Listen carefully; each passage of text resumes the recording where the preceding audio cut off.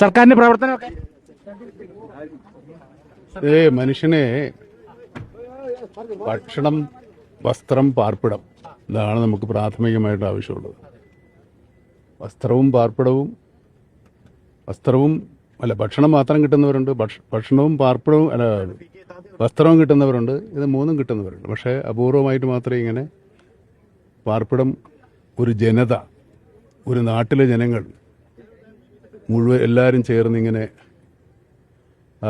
നിരാശ്രയരായ ഇങ്ങനെ ഒരു ലാഭത്ത് സംഭവിച്ച ആളുകൾക്ക് വേണ്ടി സംഭാവന ചെയ്തുണ്ടാക്കി ഇത് ജനങ്ങളുടേതാണ്. അപ്പോൾ നമ്മുടെ ജനങ്ങളുടെ മനസ്സാണ് ഈ കാണുന്നത്. കേരളത്തിലെ ജനങ്ങളിൽ നിന്ന് പിരിച്ച കാശാണല്ലോ സർക്കാർ കൊടുക്കുന്നത്. ജനങ്ങൾ അല്ല, അത് നമുക്കറിയില്ല. ജനങ്ങൾ ഇത് നമ്മൾ കൊടുത്തതാണ്, നമ്മുടേതാണ്. കേരളത്തിൻ്റെ ഒരു എന്താ പറയുക, സോഷ്യൽ ക്യാപിറ്റൽ, സാമൂഹ്യ മൂലധനമാണ് ഈ കാണുന്നത്. നമ്മുടെ മറ്റുള്ളവരോടുള്ള അനുതാപവും സഹതാപവും ഉണ്ടെന്നുള്ളത് കേരളത്തിലാണ് ഏറ്റവും കൂടുതൽ സോഷ്യൽ ക്യാപിറ്റൽ ഉള്ളത്. അതിൻ്റെ ഏറ്റവും വലിയ ഉദാഹരണമാണ്.